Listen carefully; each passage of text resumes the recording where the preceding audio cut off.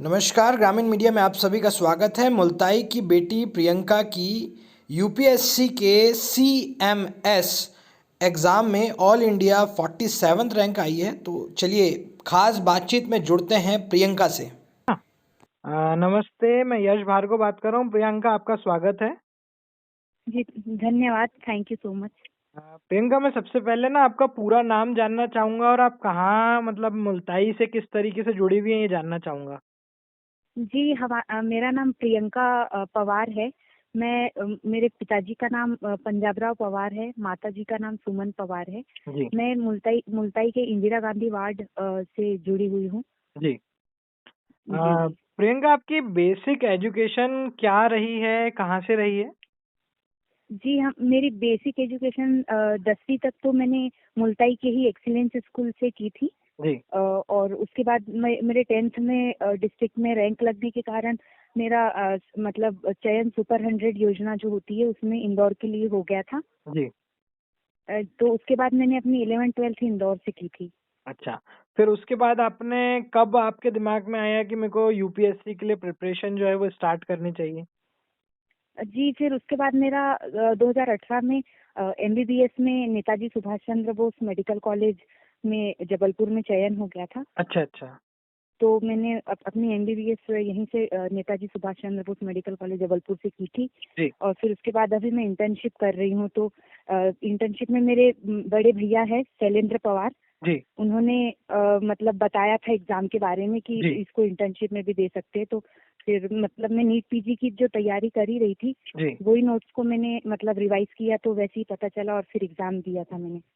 अच्छा, तो प्रियंका, आपने कहाँ से मतलब कोचिंग करी कि कैसे किस प्रकार से तैयारी करी?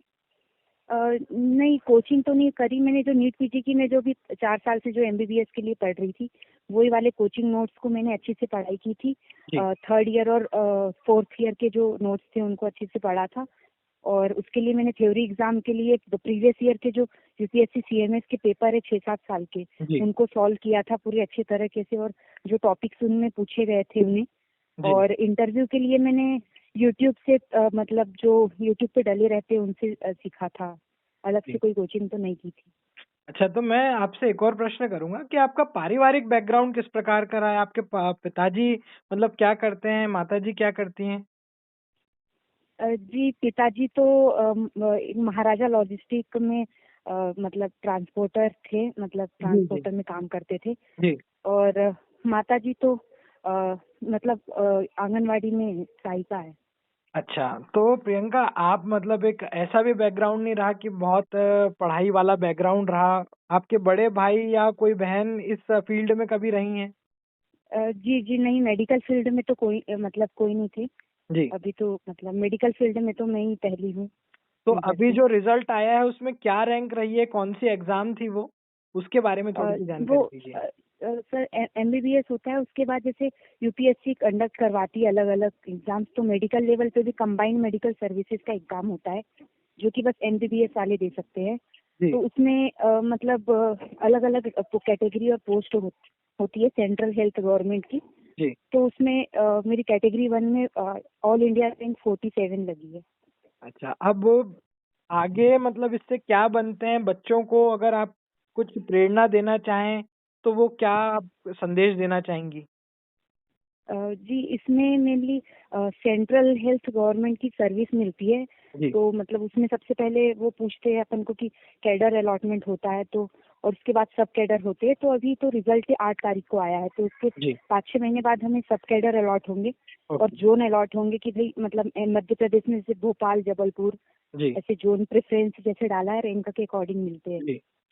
तो प्रियंका, जी आप जी। जितने पाठक आपको सुन रहे हैं उसमें कुछ युवा पीढ़ी के बच्चे भी होंगे जो तैयारियां करते हैं एग्जाम की। आप उनको क्या जी जी। सलाह देना चाहेंगी, किस प्रकार का आप उनको कुछ बताना चाहेंगी, तो वो संदेश आप दे सकती हैं?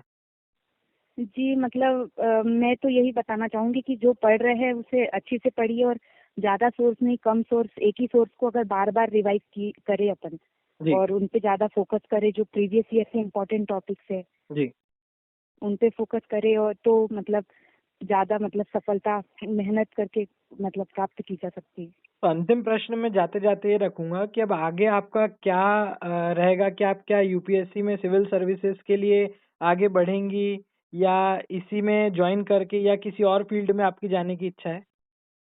जी, अभी तो मैं फिलहाल इंटर्नशिप मेरी नेताजी सुभाष चंद्र बोस में मेडिकल कॉलेज से कर रही हूँ। अभी करंट में चली रही है, तो मार्च तक तो इंटर्नशिप चलेगी। जी, उसके साथ साथ मैं नीट पीजी के एग्जाम की प्रिपरेशन भी कर रही हूँ।